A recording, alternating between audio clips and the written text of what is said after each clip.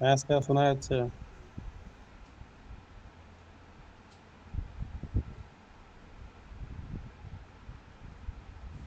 ঠিক আছে, স্টার্ট করছি তাহলে।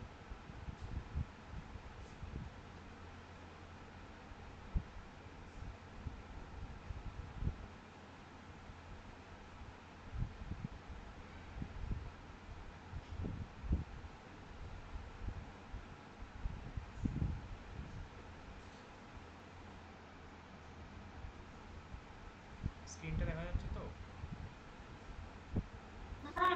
হ্যাঁ স্যার, দেখা যাচ্ছে। তো আগের ক্লাসে যেটা হয়েছিল সেটা আমি একটু ব্রিফলি বলে দিই, একটু মিস করে দিয়ে থাকো। তার কাছে বেসিক্যালি আমরা প্রথম দিকে কিছু কোশ্চেন করেছিলাম, তার আগের ক্লাসের যেগুলো পড়ানো হয়েছিল তার উপরে যে যে কোশ্চেনগুলো হতে পারে সেইগুলো। তো ম্যাক্সিমাম কোশ্চেনগুলো খুবই ট্রিভিয়াল ছিল, ওই ম্যাগনিফিকেশনের উপরে বেস। তো ম্যাগনিফিকেশনের ফর্মুলাগুলো দিয়েই সব কোশ্চেনগুলো হয়ে গেছে। কিছু কিছু কোশ্চেন বেসিক তোমার ওই বেসিক লেন্সের ফর্মুলা দিয়েই হয়ে গিয়েছিল। কিছু ডেসক্রিপটিভ টাইপের কোশ্চেনও ছিল, ইনফরমেটিভ টাইপের এমসিকিউ যেগুলো। আর ম্যাক্সিমাম সবই এই ম্যাগনিফিকেশনের ফর্মুলা দিয়ে হয়ে গেছিলো। তারপরে যেটা আমরা পড়েছিলাম এটা হচ্ছে অ্যাকচুয়ালি অ্যাবারেশন। তো অ্যাবারেশন কী, সেটা কোথা থেকে আসে, এবং সেটার জন্য কি তার কজ ইফেক্ট, হ্যাঁ এই এই জিনিসগুলো আমরা দেখেছিলাম। তো অ্যাবারেশনটা কী জিনিস? অ্যাবারেশনটা হচ্ছে যে একটা লেন্সের যে একটা ইমেজ ফর্ম করবে, সেই ইমেজটা যদি আইডিয়াল ইমেজের থেকে কতটা ডিস্টর্ট হবে, সেটা হচ্ছে অ্যাবারেশন। অ্যাবারেশন অনেক রকম হতে পারে: spherical aberration, chromatic aberration, coma, astigmatism. আরেকটা ডিস্টরশন বলে আরেকটা আছে, তো সেটা আর এখানে মেনশন করা হয়নি। আচ্ছা, তারপর আমরা আইপিস পড়েছিলাম আর কি। আইপিস দু ধরনের আইপিস সিলেবাসে আছে, এবং এই দুটো দিয়েই সমস্ত টেলিস্কোপ বা এতো মাইক্রোস্কোপ, এতো ইনস্ট্রুমেন্ট, অপটিক্যাল ইনস্ট্রুমেন্ট যেগুলো বানানো হয় সবগুলোই মোটামুটি এই দুটো প্রিন্সিপালের উপরেই ডিপেন্ডেন্ট। হাইগেন আইপিস আর র্যামস্টেন আইপিস, সেটাই হচ্ছে একটা কম্বিনেশন অফ লেন্স। ঠিক আছে, দুটোই একটা প্লেনো কনভেক্স লেন্স ইউজ করা হয় দুটো ক্ষেত্রেই। একটাতে এরকম প্লেনো কনভেক্স লেন্সের দুটো প্লেন, একটার প্লেন সারফেস, একটার কনভেক্স সারফেস, একটা অপরটার ইন ফ্রন্টে থাকে। আর এটাতে দুটোই কনভেক্স লেন্স একটা অপরকে ফেস করে। হ্যালো স্যার, হ্যাঁ ওই হাইগেন প্রিন্সিপাল যে 3 নম্বর পয়েন্টটা আছে না, both lens have their convex side facing the object, হ্যাঁ ও লাইনটার সঙ্গে কিন্তু ছবিটা ঠিক বোঝা যাচ্ছে না। কারণ অবজেক্টটা যে মাঝখানে আছে ওটা মানে কি করে ওই কনভেক্স সাইড দুটো ফেসিং হচ্ছে অবজেক্টে? অবজেক্ট মাঝখানে আছে কি করে বুঝলে? ওই তো ছবিতেই তো দেখলাম। না, অ্যাকচুয়ালি অবজেক্ট মানে যেখান থেকে লাইটটা আসছে, ঠিক আছে? এই যে P1 Q1, এটা অবজেক্ট হচ্ছে এইটার রেসপেক্টে অবজেক্ট, এইটার ও রেসপেক্টে অবজেক্ট কিন্তু বাইরে। ও বুঝতে পারলে আচ্ছা না? আচ্ছা এখান আচ্ছা, ঠিক আছে অবজেক্ট ঠিক আছে। বাইরে, অবজেক্ট কিন্তু এই পাশে এখানেই কোথাও আছে। তো সেইখান থেকে যখন প্রথম লেন্সের মধ্যে দিয়ে লাইটটা গেল, এটা রিফ্র্যাক্ট হলো, এবার সে এইখানে একটা ইমেজ তৈরি করলো। সেই ইমেজটা কি হবে পরের লেন্সটার জন্য অবজেক্ট। কিন্তু দুটোরই কনভেক্স সারফেস যেটা, সেটা কিন্তু অবজেক্টের দিকেই ফেস করা, কারণ অবজেক্টটাই বাদিকে কোথাও হবে। এই ক্ষেত্রে জিনিসটা আচ্ছা, উল্টো। বোঝা গেল? হ্যাঁ। বেশ বেশ। তো এটা ছিল হাইগেন আইপিস। হাইগেন আইপিসের কী কী অ্যাডভান্টেজ, কী কী ডিসঅ্যাডভান্টেজ, সেগুলো একটু সংক্ষেপে দেখে নিতে পারো, সেগুলো স্যার ওই ডিসকাস নেগেটিভ করা যাক। আইপিস পজিটিভ আইপিসটা ওইটা কেমন নামটা? কোনটায়, কোথায় কোথায়? ওই হাইগেন আইপিস এর নেগেটিভ আইপিস আর একটা পজিটিভ আইপিস। আচ্ছা, এটা আগের দিন বলেছিলাম অ্যাকচুয়ালি।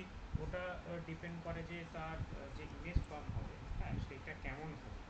ঠিক আছে, তো ওটাকে আহ, দেখো এবার ব্যাপারটা হচ্ছে যে নেগেটিভ আইপিস কেন বলা হবে, কারণ যে হাইগেন আইপিসে সবসময় ভার্চুয়াল এই জিনিসপত্রই পাওয়া যাবে।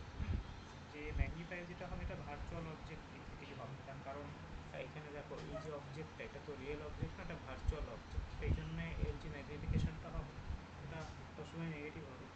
কিন্তু ইন দ্য কেস যে র্যামস্টেন আইপিএস, র্যামস্টেন আইপিএসের ক্ষেত্রে কিন্তু রিয়েল অবজেক্টটাকেই ম্যাগনিফাই করবে।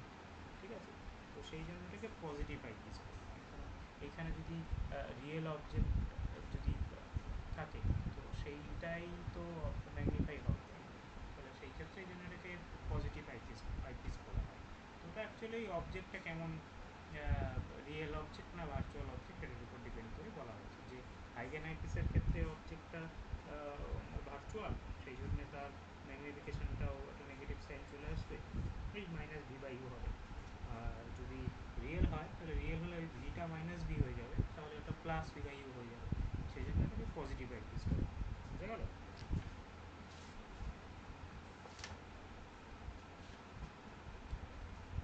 না আর একবার বলবো?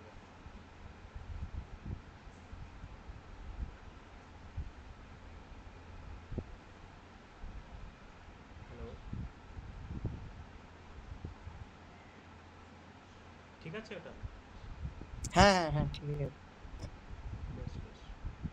তো তারপরে একটা ছোট কোশ্চেন ছিল ওই অ্যাকচুয়ালি ওই রিজলভিং পাওয়ার, জাস্ট এই ফর্মুলাটা মনে রাখলেই হবে। তো রিজলভিং পাওয়ারের ফর্মুলাটা হচ্ছে 1.22 ল্যামডা বাই ডি, যেটা থিটাটা হচ্ছে যে ওই রিজলভেবল অ্যাঙ্গেল, মানে কতটা অ্যাঙ্গেল পর্যন্ত একটা ইনস্ট্রুমেন্ট রিজলভ করতে পারে, মানে দুটো অবজেক্ট যদি কাছাকাছি থাকে তাহলে তাদের বিটুইন অ্যাঙ্গেল যদি থিটা হয়, তা থিটার ভ্যালু কত হলে সেটাকে রিজলভ করতে পারবে, তা এটা হচ্ছে তার এক্সট্রিম লিমিট।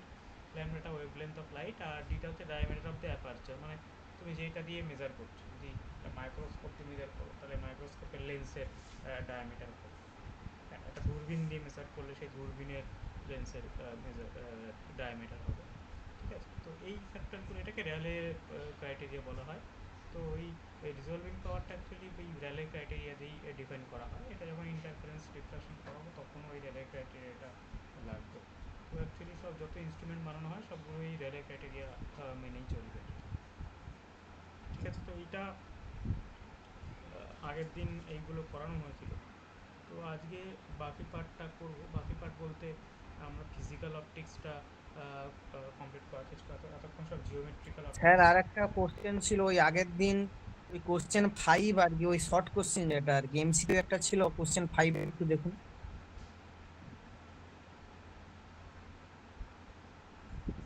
হ্যাঁ এই হোয়াট শুড বি, না না এটা নয়, ওই হচ্ছে ওই এমসিকিউটা আর কি, ওই what should be increase to increase hmm the angular magnification, ওইটা ওইটা একটু হুম বলে দিন তো, ওটা মানে বুঝতে পারলাম না। দেখো, অ্যাঙ্গুলার ম্যাগনিফিকেশান ভুলে যাও।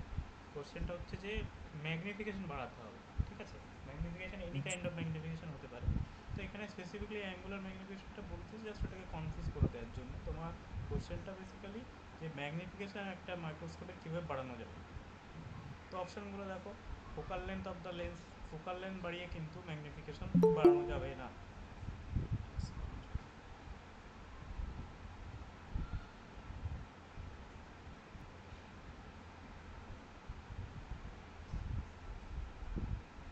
হ্যাঁ দেখো, ফোকাল লেন্থ একটা লেন্সের কিন্তু ফিক্স থাকবে, অবজেক্ট সাইজে তুমি চেঞ্জ করতে পারবে না, লেন্থ অ্যাপারচারও তুমি চেঞ্জ করতে পারবে না। তুমি যেটা চেঞ্জ করতে পারবে সেটা হচ্ছে পাওয়ার অফ দ্য লেন্স। পাওয়ার মানে কি, এই যে ফর্মুলাটা বলেছিলাম যে দুটো লেন্স থাকে তাহলে কম্বিনেশন হলে কী হয়, ওয়ান বাই, এটা অ্যাকচুয়ালি ওয়ান বাই পি হয় আমার মনে হচ্ছে, এটা ফর্মুলাটা একবার দেখে নেবে। তো ওটা কী হয়, one by f one plus one by f two minus d by f one f two. ডিটা কি, ডিটা হচ্ছে দুটো লেন্সের মধ্যে যে ডিস্টেন্স সেটাকে ডি দিয়ে। এবার যদি একটা মাইক্রোস্কোপ হয় তাহলে মাইক্রোস্কোপে দুটো লেন্স থাকবে, একটা চোখের কাছে যেটাকে আমরা ওই আইপিস বলতাম, আর যেটা অবজেক্টের কাছে সেটা অবজেক্ট লেন্স বলা হয়। তাহলে এই দুটোর মধ্যে যে ডিস্টেন্স সেটা ভ্যারি করানো যায়, তো সেইটা ভ্যারি করিয়ে আমরা কী করবো, টোটাল যে কম্বিনেশনটা লেন্সের দুটো লেন্সের যে কম্বিনেশন তার ওটা চেঞ্জ করা যায়। হ্যাঁ, তো সেইটা কন্ট্রোলেবল। তাহলে কি কন্ট্রোলেবল, সেটা হচ্ছে power of the lens. Power actually one by এফটাকেই পাওয়ার বলা হয়, ফোকাল লেন্থের রেসিপ্রোকালটাকে পাওয়ার বলা হয়। এবার যদি একটা ইনস্ট্রুমেন্ট হয় তাহলে তো একটা ফোকাল লেন্থ হবে না, দুটো ফোকাল লেন্থ হবে, তাহলে সেক্ষেত্রে কম্বিনেশনটা নিতে হবে। তাহলে একটা ঠিক ফোকাল আছে একটা একটা লেন্সের ফোকাল লেন্থ চেঞ্জ করে কিন্তু তুমি ম্যাগনিফিকেশন বাড়াতে পারবে না, তোমাকে টোটাল ওই কম্বিনেশনটার ফোকাল লেন্থ চেঞ্জ করতে হবে। বোঝা গেল? হ্যাঁ হ্যাঁ। আর কোনো কোশ্চেন আগের দিনের থেকে?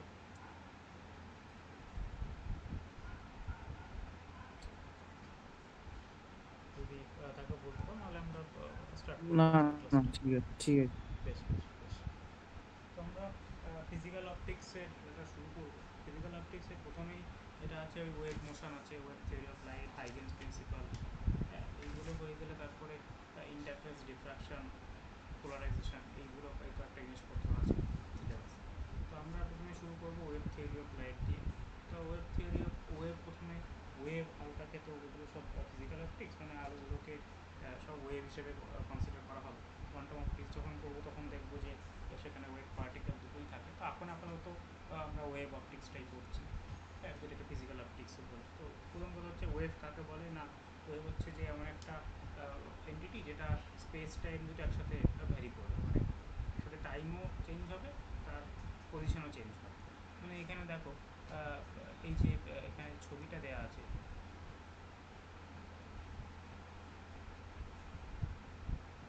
যে এটা একটা ওয়েভ, হ্যাঁ, এটা ধরো কিসের সাথে কিসের গ্রাফ, এইদিকে হচ্ছে যে দুটো একটা মানে একটা সাইটা হচ্ছে ওয়েভ ফাংশন বা একটা ফিজিক্যাল মেজারেবল কোয়ান্টিটি, আর এক্সটা হচ্ছে ডিস্টেন্স।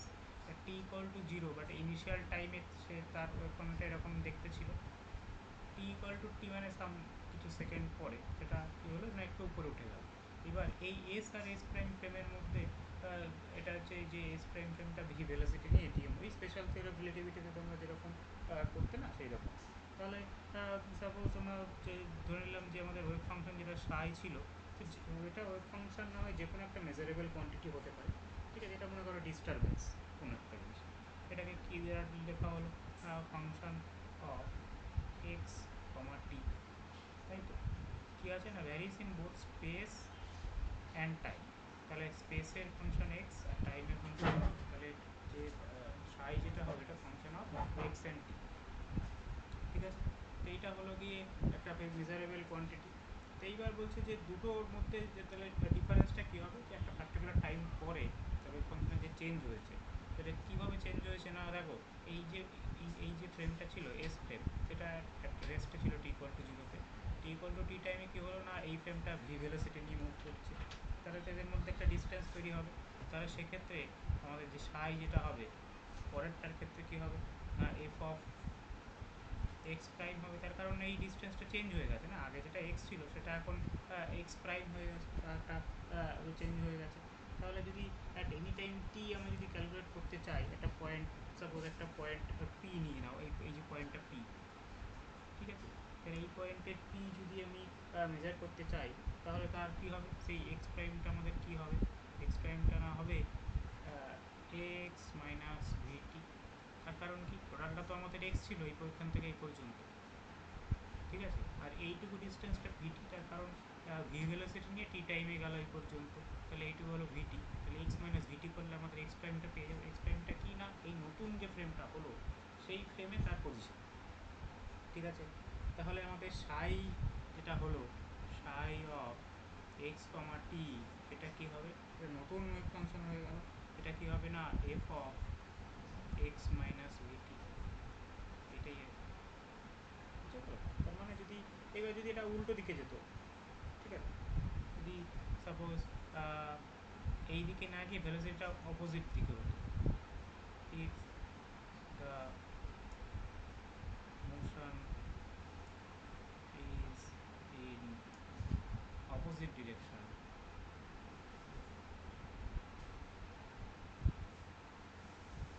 অপোজিট ডিরেকশন হলে কী হতো না, ভিটা মাইনাস ভি হয়ে যেত, মানে এই ভেলোসিটি এই দিকে না গিয়ে এই দিকে যেত, উল্টো দিকে। তাহলে সেক্ষেত্রে আমাদের যে এক্স প্রাইম যেটা হতো সেটা কী হতো, শুধু ভিটাকে মাইনাস ভি করে দিতাম আর সব কিছু একই থাকতো, তাহলে এটা হতো এক্স প্লাস ভিটি। প্লেন ওয়েভ ইকুয়েশনেও কিন্তু একই কনসেপ্টে লাগানো হয়। সেক্ষেত্রে এক্স কমা টি আমাদের কী দাঁড়াবে, দাঁড়াবে হচ্ছে এফ অফ এক্স প্লাস ভিটি। দেখো এখান থেকে যে এইখান থেকে যে কোশ্চেন এখান থেকে ডাইরেক্ট কিছু আসবে তা নয়, এটা জাস্ট একটা বোঝানোর জন্য আর কি, যে আমাদের ওয়েভের যে কনসেপ্টটা, মানে একটা ফরওয়ার্ডিং ওয়েভ একটা ব্যাকওয়ার্ডিং ওয়েভ কীভাবে বোঝাবে, ঠিক আছে। মানে ওইটা তোমাকে ইকুয়েশন দেখে বলতে হবে যে ওই মোশনটা কোন দিকে, এক্সের ফরওয়ার্ড ডিরেকশনে বা না নেগেটিভ ডিরেকশনে। সেইগুলো কিন্তু ওই ইএম থিওরিতেও ইলেকট্রোম্যাগনেটিক থিওরিতেও কিন্তু এই জিনিসগুলো লাগবে আর কি, যখন পোলারাইজেশন করাবো সেই জন্য এই পার্টটা একবার একটু বলে দিলাম। ঠিক আছে, এটাতে কোনো আশা করি কোনো অসুবিধা নেই, এটা খুবই সহজ জিনিস। তারপরে আমরা যেটা করবো এটা হচ্ছে যে ডিফারেন্সিয়াল ওয়েভ ইকুয়েশন। এটা খুবই ইম্পর্টেন্ট, মানে একটা ওয়েভ কী ধরনের ইকুয়েশান ফলো করবে। তো দেখো এটা খুবই সহজ। তো আমরা কি জানি যে একটা arbitrary wave function Sai of x comma টি আমাদের কেমন দেখতে হয়। এটাকে যেটা করলাম এফ অফ এক্স মাইনাস ভিটি হয়, মাইনাসটা প্লাসও হতে পারে, মানে যদি মাইনাস হলে কী হবে না এটা ফরওয়ার্ড ডিরেকশানে মুভ করবে, প্লাস হলে কী হবে না এটা নেগেটিভ ডিরেকশানে মুভ করবে। এবার কেন প্লাস হলে ফরওয়ার্ড হচ্ছে, ব্যাকওয়ার্ড হচ্ছে, ফরওয়ার্ড হচ্ছে, এই জিনিসটা যেন কনফিউজ না হোক, এই জন্য এটা বলে দেয়। তাহলে আমাদের এটাকে এরকমভাবেও লিখতে পারি যে এফ অফ এক্স প্রাইম, যেখানে এক্স প্রাইমটা আমাদের কি এক্স মাইনাস প্লাস, এরকমভাবে আমরা এই নোটেশনটা ইউজ করি। এবার ওয়েভ ইকুয়েশন মানে কি, ওই যেমন আমরা সোডিঞ্জার ইকুয়েশন করেছিলাম অনেকটা ওই রকমই আর কি। তো সেক্ষেত্রে কী করবো না এই সাইটাকে একবার এক্সের রেসপেক্টে ডেরিভেটিভ করে দেবো, তাহলে কী হবে পার্শিয়াল ডেরিভেটিভ হবে d f by d x prime, কারণ এটা এক্সের তো ফাংশন নয়, আমি এটাকে এক্সের রেসপেক্টে ডেরিভেটিভ করছি, কিন্তু এটা তো এক্স প্রাইমের ফাংশন, তাই না? এটাকে জন্য এক্স প্রাইমের রেসপেক্টে ডেরিভেটিভ করে আবার এরকম করতে হবে।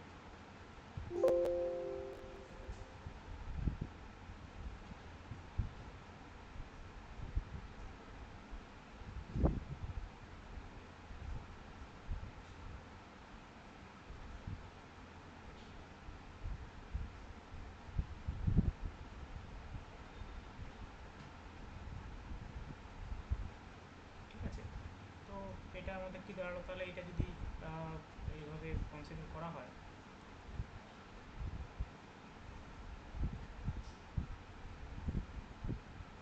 তাহলে কি দাঁড়াবে না এটাকে আমরা এইভাবে লিখতে পারি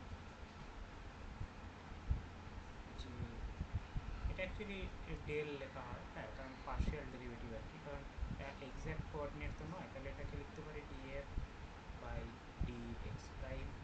সিমিলারলি এটাকে যদি আরও একবার ডেরিভেটিভ করতাম তাহলে কী হতো d two psi by d x two, double derivative আর কি, এই সেম জিনিসটাই হতো। ঠিক আছে, তাহলে আরেকটা চলে আসবে, তাহলে এটা কী হবে d two f by d x prime square. এইবার দেখো, এইবার যদি এটা তো এক্সের রেসপেক্টে হলো, এবার যদি টাইমের রেসপেক্টে করি তাহলে ওয়েভ ওয়েভ মোশন আমাদের কি দুটো কোঅর্ডিনেট লাগবে, একটা এক্স একটা টি। আর টাইমের রেসপেক্টে যদি একবার ডেরিভেটিভ করি তাহলে কেমন দেখতে লাগবে, তাহলে যদি করি ডেল সাই বাই ডেল টি তাহলে কী দাঁড়াবে না ওই একই রকমভাবে করবো যে d f by d x prime কিন্তু কী হবে del x prime by del t, এটা ইকুয়াল টু দাঁড়াবে হচ্ছে যে অ্যাকচুয়ালি দেখো এই যে del x prime by del t সেইটা মানেই তো আমার হচ্ছে ভি, তাই না? তার কারণ দেখো এই যে ভিটা কোথায় এসেছিলো, এই ফ্রেমে এসেছিলো এক্স প্রাইম ফ্রেমে, কারণ এই ফ্রেমটা তো একটা রেস্ট ছিল টি ইকুয়াল টু জিরোতে। তো এই ফ্রেমে কী হলো না সেটা ভি ভেলোসিটি নিয়ে মুভ করা শুরু করেছিল, তাহলে ওইটা আমার ভি। এবার সেই ভিটা প্লাস হতে পারে মাইনাস হতে পারে, তো সেই জন্য আমরা এটাকে কীভাবে লিখবো না d f by d x prime, এটা মাইনাস প্লাস বি, মানে যদি ফরওয়ার্ড দিকে যায় তাহলে মাইনাস বি আর ব্যাকওয়ার্ড দিকে গেলে plus b, same convention follow করে। এবার এটাকে আরেকবার ডেরিভেটিভ করে দাও del two psi by del t two, এটা কি দাঁড়াবে এটাকে আরেকবার ডেরিভেটিভ করলে ওই সেম জিনিসটা আরেকবার রিপিট হবে, তাহলে একটা ভি স্কোয়ার হয়ে যাবে আর কী হবে d two f by d x prime square. তাহলে দেখো এই দুটোর মধ্যে কিন্তু একটা রিলেশন আমরা পেয়ে গিয়েছি, জাস্ট এটাকে যদি ডিভাইড করে দেওয়া হয় এই ইকুয়েশান আর এই ইকুয়েশানটাকে যদি কম্বাইন করা হয়, দেখো দুটোতেই কমন ফ্যাক্টরটা আছে, তাহলে আমাদের কাছে কি দাঁড়াবে, তাহলে দাঁড়াবে হচ্ছে del two psi by del x two equal to হচ্ছে 1/v square del two psi by del t two. তো এইটা হচ্ছে ডিফারেন্সিয়াল ওয়েভ ইকুয়েশন। প্রুফটা মনে রাখার দরকার নেই, জাস্ট ফর্মুলাটা মনে রাখলেই হবে। ঠিক আছে, এবার এখান থেকে অনেক কিছু জিনিস এক্সটেন্ড করা যায়, সুপার পজিশন অফ ওয়েভ করা যায়। হ্যাঁ, তো সুপার পজিশনের ক্ষেত্রে কি হবে,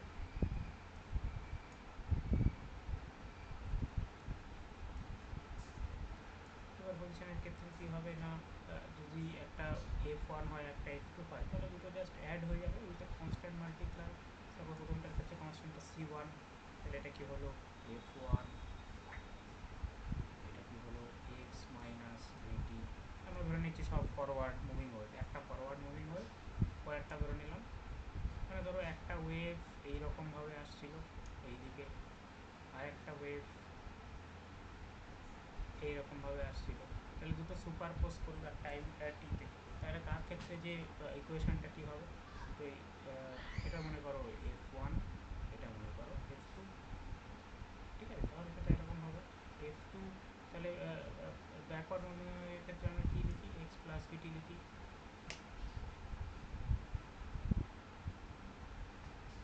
ঠিক আছে, তো এইখান থেকে সুপার পজিশনটা এটা মাথায় রাখতে হবে, যদি সেম ভেলোসিটিতে আসে তবে এইভাবে লেখা সম্ভব আর কি। এইবার এটা ওই সাইনোসয়েডাল ওয়েভের ক্ষেত্রেও লেখা যায়। হ্যাঁ, সাইনোসয়েডাল ওয়েভ মানে কি, এটা সাইন ফাংশন, মানে যদি আমাদের ওয়েভ ফাংশনটা এরকম দেওয়া থাকে যে সাইনোসয়েডাল ওয়েভ ফাংশন, কোশ্চেনগুলো অ্যাকচুয়ালি ম্যাক্সিমাম সব সাইনোসয়েডালি করা থাকে আর কি। X comma t equal to a sine k x,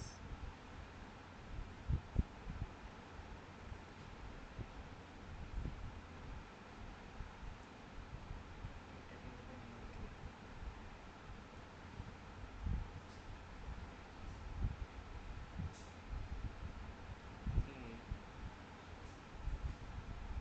K x minus B, এইরকম লিখতে পারি। আরেকটা ওয়েভ এরকমভাবে লিখতে পারি, মানে সাইন থাকলে কজও একটা থাকতে পারে, কজ কে এক্স প্লাস বিটি। কিছুই না, এটা জাস্ট সাইন হবে না কজ হবে, সেটা কিসের উপর ডিপেন্ড করবে না, ইনিশিয়ালি কোথা থেকে শুরু হচ্ছে। ঠিক আছে, সাইন জিরো কত, জিরো, তার মানে যদি এই পয়েন্ট থেকে শুরু হয় তাহলে সেটা সাইনওয়ালা ফাংশন হবে, এরকমভাবে যাবে। আর এটা ধরো এইদিকে আমার হচ্ছে সাই, এইদিকে আমার হচ্ছে এক্স। ঠিক আছে, আর যদি আমাদের যদি এই পয়েন্ট থেকে শুরু হয়, এইরকমভাবে যায় ফাংশনটা, তাহলে সেটা কী হবে, কজ হবে। তার কারণ কি, কজ জিরো ওয়ান, তাহলে অ্যাট জিরোতে একটা ভ্যালু থাকবে আর এটা হলো সাইন, তাহলে কোন ফাংশনটা সাইন হবে কোন ফাংশনটা কজ হবে সেটা কিন্তু তার ওই ছবি দেখেই বুঝে নিতে হবে। তো এরকম কোশ্চেনও কিন্তু আসে যে, হ্যাঁ কেউ কিছু বলছে? হ্যালো হ্যাঁ মনিক দা, হ্যাঁ হ্যাঁ বলো বলো। বলছি ওই মাইক্রোফোনটা একটু কাছে ধরবা, হ্যাঁ সাউন্ডটা খুব স্লো আসছে, বুঝতে পেরেছো? সাউন্ড কম আসছে? হ্যাঁ হ্যাঁ, তাহলে কি আগের করতে হবে? ভিডিওটা খুব স্লো এসছে, আপলোড করতে গিয়ে দেখি স্লো একটু। ও, এখন ঠিক আছে? হ্যাঁ এখন ঠিক আছে, আর যদি মাইক্রোফোনটা দূরে থাকে একটু কাছে নিয়ে নিও, বুঝতে পেরেছো? আচ্ছা আচ্ছা, বেশ বেশ, ঠিক আছে। ঠিক আছে। আচ্ছা, তো কি বলছিলাম, হ্যাঁ, তো এটা হচ্ছে যে ওয়েব ফাংশনটা সাইন দিয়ে লেখা হবে না কজ দিয়ে লেখা হবে। হ্যাঁ, সেটা কিন্তু তার ওই স্টার্টিং পয়েন্টটা দেখে মেজার করতে হবে। মানে যদি জিরো থেকে শুরু হয় তার মানে ওটা সাইন ফাংশন হবে, আর যদি একটু উপর থেকে শুরু হয়, ওয়ান থেকে শুরু হয়, তাহলে সেটা কোসাইন ফাংশন হবে। ঠিক আছে, তো এটা ছিল অ্যাকচুয়ালি ওয়ান ডাইমেনশনাল কেস। যদি থ্রি ডাইমেনশনাল কেস হয় তাহলে সেক্ষেত্রেও আমাদের থ্রি ডি ওয়েভ ইকুয়েশনটাও লেখা যেতে পারে। কীরকম হবে, থ্রি ডি ওয়েভ ইকুয়েশন কী হবে না, এইখানে একটা কোঅর্ডিনেটের জায়গায় তিনটে কোঅর্ডিনেট হবে। তো সেটা অ্যাকচুয়ালি কীরকমভাবে লেখা হয়, del square psi equal to one upon v square del two psi by del t two. এটা হচ্ছে থ্রি ডাইমেনশনাল ফর্ম, এটা ওয়ান ডাইমেনশনাল ফর্ম। তো এখানে ডেল স্কোয়ারটা কি, এটা ল্যাপ্লাসিয়ান অপারেটর বলে, মানে এর মধ্যে তিনটে এই থাকবে আর কি। তার মানে কেমন, del two by del x two plus del two by del y two plus del two by del z two, এইরকম আর কি। তো এইটা ছিল basically three dimension wave equation. এবার যে প্লেন ওয়েভের যে আমরা ইকুয়েশনগুলো লিখি না, যেটা A sine omega t e to the power i omega k dot r minus, সেগুলো অ্যাকচুয়ালি এই ওয়েভ ইকুয়েশনটাকে সলভ করে আসে। তো সেই সলভ এখন করার দরকার নেই, এটা অনেকভাবে করা যেতে পারে। ডিফারেন্সিয়াল ইকুয়েশন যেভাবে সলভ করে এটা করা যেতে পারে। সব থেকে যেটা ওই ইলেকট্রোম্যাগনেটিক্সের যেভাবে সলভ করানো হয়, এটা অ্যাকচুয়ালি গ্রিনস ফাংশন মেথড দিয়ে সলভ করে, তো এত কমপ্লিকেটেড মেথড যাওয়ার কোনো দরকার নেই।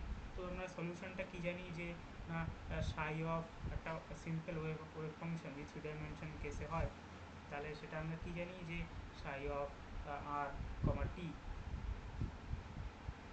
আরটা কি, আরটা হচ্ছে থ্রি ডাইমেনশন ওয়েভেরটা x i cap plus y j cap plus z k cap এরকম।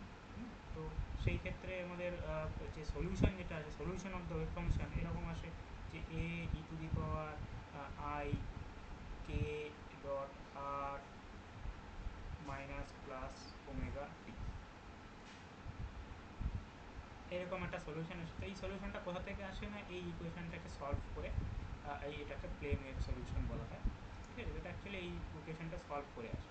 সলভটা এখন করার দরকার নেই, জাস্ট ওই ফরম্যাটটা মনে রাখলেই হবে। তো এইটাকে বলা হচ্ছে প্লেন ওয়েভ সলিউশন। এটা actually plane wave equation.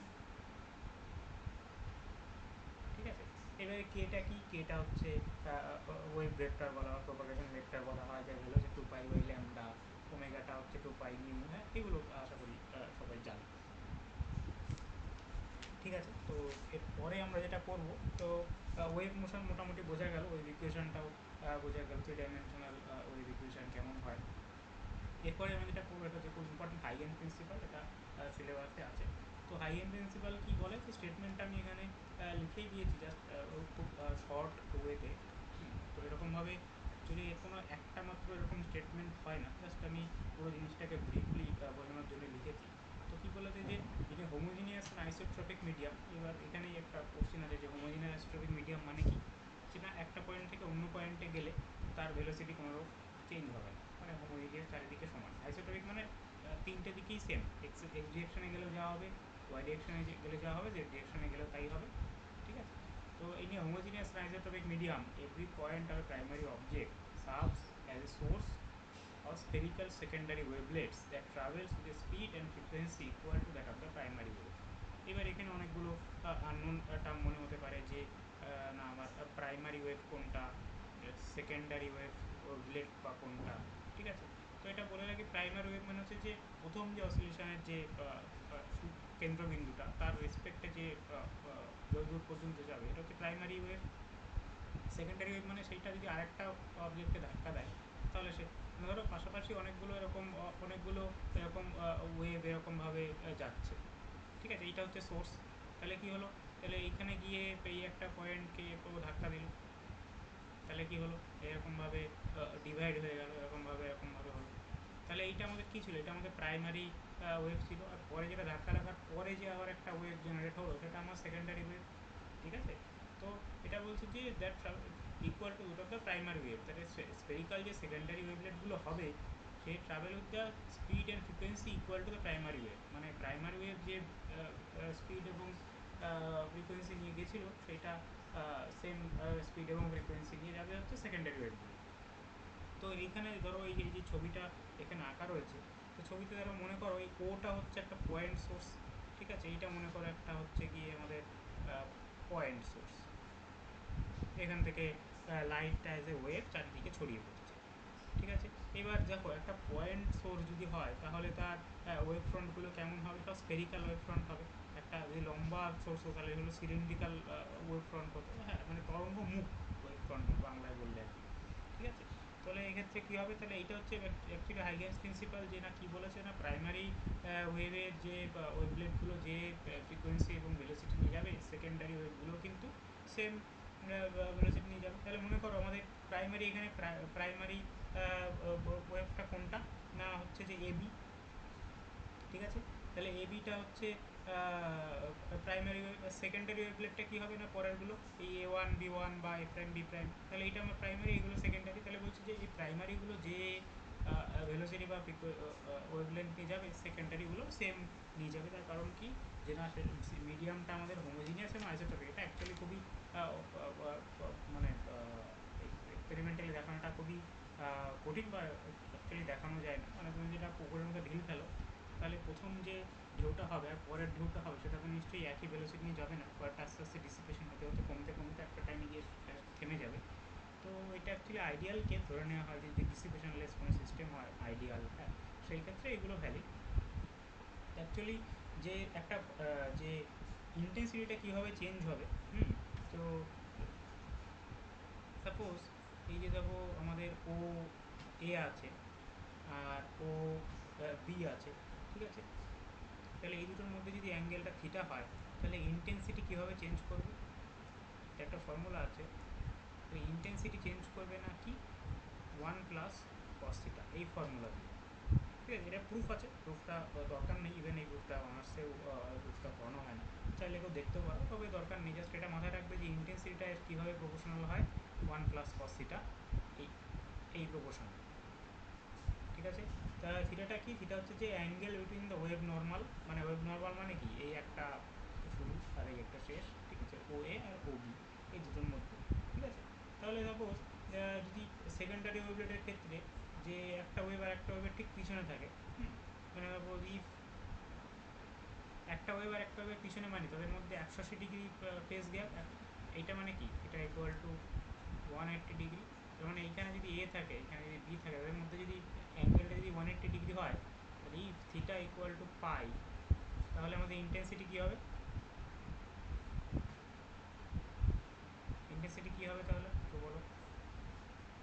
Theta যদি 180 ডিগ্রি হয়, ইন্টেন্সিটি আমি কী বলেছি? 1 + cos থিটার সাথে প্রপোর্শন হবে। তাহলে যদি থিটাটা যদি 180 ডিগ্রি হয়, তাহলে ইন্টেন্সিটি কী হবে? 2 হবে, কী করে 2 হবে? cos 180 ডিগ্রি হলো কত? -1। তাহলে কী হবে? ও আচ্ছা আচ্ছা, 0 হবে। তাই তো হওয়া উচিত, তাই না? একটা হুম, ওয়েভ যদি সামনের দিকে যায়, একটা ওয়েভ যদি পিছনের দিকে যায়, তাহলে মিডিলে তুমি তো কোনো কিছুই পাবে না, বুঝতে পারছো না? মানে একটা ওয়েভ এই দিকে যাচ্ছে আর একটা ওয়েভ এই দিকে যাচ্ছে, দুটো অপোজিট দিকে, তাহলে একটা মিডিলে কোনো সুপার পজিশন নেই, তার মানে 0। এটা তুমি এখান এই ফর্মুলা থেকে দেখিয়ে দিলে। তো এই ফর্মুলাটা কিন্তু মাথায় রাখতে হবে যে এটা অ্যাকচুয়ালি ইন্টেন্সিটিটা যখন সুপার পজিশন হবে, যে কোনো any kind of super position হতে পারে, তাহলে সেটা প্রপোর্শন হবে কি 1 + cos থিটা। তো এটা মাথায় রাখবে। এরপরে আইএন প্রিন্সিপাল থেকে সবই করা যায়, যে ওই ল অফ রিফ্লেকশান, হ্যাঁ, ল অফ রিফ্রাকশান বা ফার্মার প্রিন্সিপালও এখান থেকে করাই যায়। হ্যাঁ, তো এইগুলোর মধ্যে আমি যাচ্ছি না, কারণ প্রুফগুলো এখন আর দরকার নেই। তো law of reflection, law of refraction সবই তোমরা জানো। আচ্ছা, এখান থেকে আচ্ছা, একটা প্রবলেম করা যেতে পারে। এটার প্রবলেমটা মানে খুবই বেসিক প্রবলেম। তো বলেছে the wavelength of a certain light in vacuum is 589 nanometer.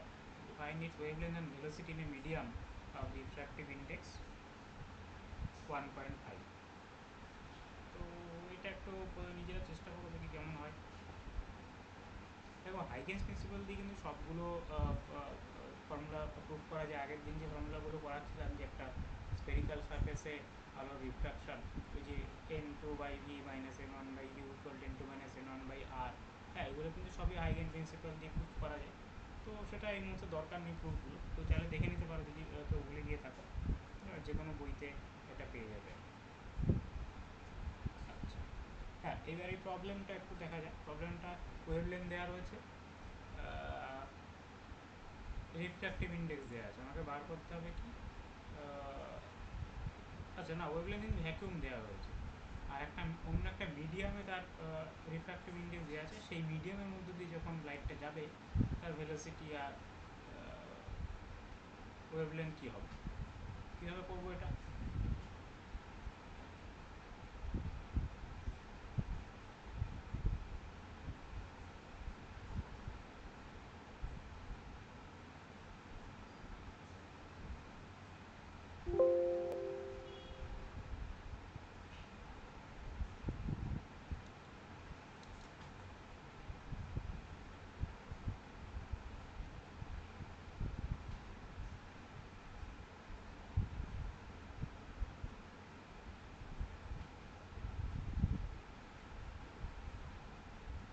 কীভাবে করা যেতে পারে এটা?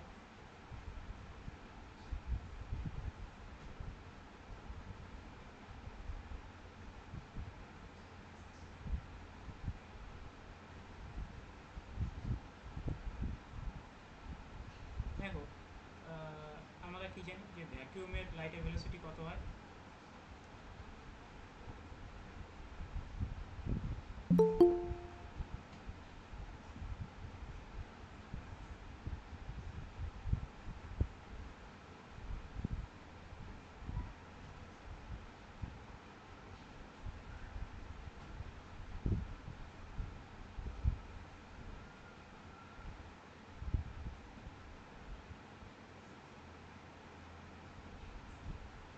তাহলে ইন ভ্যাকিউম মানে ফ্রি স্পেস, তাহলে সেক্ষেত্রে আমাদের ভেলোসিটি অফ লাইট কত হবে?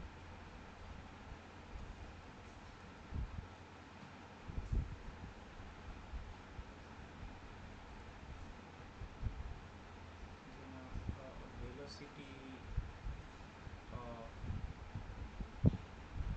light in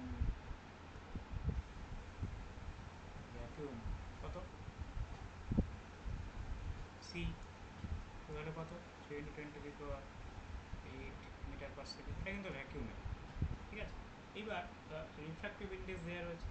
রিফ্র্যাক্টিভ ইন্ডেক্স মানে কি? Speed of light in vacuum divide by speed of light in that medium, তাই তো। তাহলে refractive index n equal to কী হয়? c বাই v হয়। এখানে nটা কি?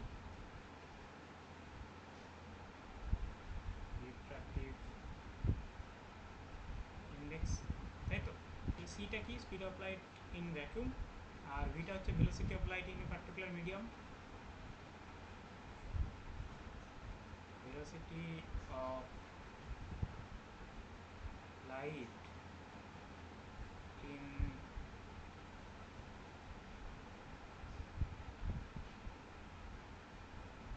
particular medium। তাহলে আমরা তো এটা জানি না, কিন্তু আমাদের কাছে রিফ্র্যাক্টিভ ইন্ডেক্স দেওয়া আছে। তাহলে এখান থেকে ভিটা বার করে ফেলতে পারবো কি ইজিলি। কী হবে? C by n. তাহলে সি ভ্যালুটা কত? 3 × 10⁸, আর এটা কত? 1.5, মানে 1.5 মানে জাস্ট 2 হবে এখান থেকে। 2 × 10⁸ মিটার পার সেকেন্ড। তাহলে এটা হচ্ছে একটা অ্যান্সার বেরিয়ে গেল যে ভেলোসিটি কত ওই মিডিয়ামে কত হলো না 2 × 10⁸ মিটার পার সেকেন্ড। মানে যত বেশি ডেন্সার মিডিয়াম হবে তার ভেলোসিটি তত কমতে থাকবে। এটা খুবই অবভিয়াস ব্যাপার আর কি। এবার আমাদের কী বার করতে হবে? যে কি না ওয়েভলেন্থ বার করতে হবে। এবার ওয়েভলেন্থ বার করতে গেলে আমরা কি জানি যে ওয়েভলেন্থের সাথে ভেলোসিটির কি রেশিও? সি ইকুয়াল টু, হ্যাঁ বলো, সি ইকুয়াল টু আমরা কি জানি? New lambda. যেখানে নিউটা কি? নিউটা হচ্ছে ফ্রিকোয়েন্সি,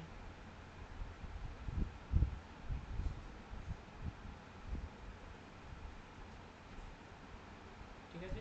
তাহলে দেখো, আগের দিন একটা কথা বলেছিলাম যে একটা এমসিকিউ বোধহয় ছিল যে লাইট রিফ্রাকশন হোক, রিফ্লেকশন হোক, যাই হোক না কেন, ফ্রিকোয়েন্সি অফ লাইট কিন্তু সবসময় একই থাকবে। তো সেটা এখানে কাজে লাগাতে হবে যে ফ্রিকোয়েন্সি অফ লাইটটা কিন্তু রিমেইনস আনচেঞ্জড। এটা কি হবে? এটা অলওয়েজ রিমেইনস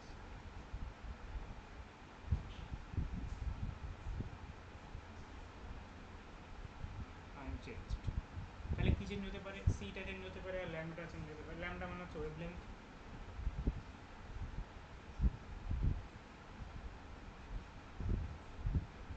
ঠিক আছে। তাহলে এখান থেকে তোমরা করো। তাহলে আমি তো কী বার করতে হবে? Lambda in that medium.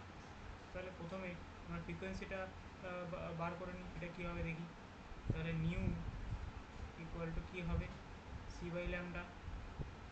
এটা প্রথম মিডিয়ামের ক্ষেত্রে, ঠিক আছে। প্রথম মিডিয়ামের ক্ষেত্রে দেখো ল্যামডাটা দেওয়া রয়েছে, ঠিক আছে। তাহলে সিও দেওয়া রয়েছে, তাহলে এখান থেকে বার করে ফেলি।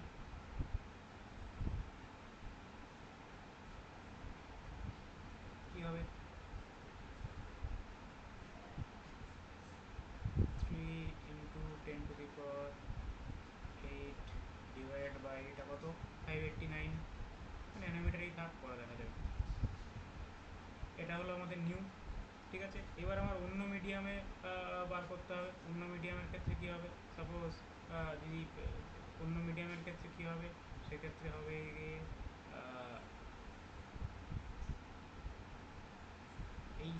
জিনিসটা এই ফ্রিকোয়েন্সিটা সেমই থাকবে, সেটা কি হয়ে যাবে না ভি ডিভাইডেড বাই ল্যামডা, ওই মিডিয়ামের ক্ষেত্রে ধরে নিলাম ল্যামডা এম হয়ে গেল। তাহলে ভিটাও ক্যালকুলেট করা আছে, এটাও ক্যালকুলেট করা আছে, সেগুলো জাস্ট সাবস্টিটিউট করে দিলেই হবে। তাহলে আমাদের ল্যামডা এম কী দাঁড়াবে, ল্যামডা মানে এটা ব্যাপারে চলে আসবে, তাহলে ভি ডিভাইডেড বাই 3 × 10⁸, আর এটা উপরে চলে যাবে ইন্টু 589, তাই তো। এবার ভির ভ্যালু আবার কত বেরিয়েছিল, 2 × 10⁸, বসিয়ে দাও, 2 × 10⁸ ইন্টু 589 ডিভাইডেড বাই কত, 3 × 10⁸।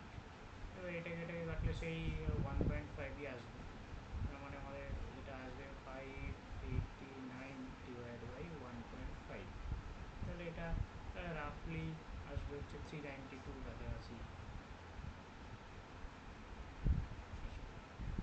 ঠিক আছে, তো এটা নিয়ারেস্ট অপশন যেটা থাকবে 392, সেটাই অপশন। ঠিক আছে, এটা বোঝা গেল? কারো কোনো অসুবিধা থাকলে বলতে পারো।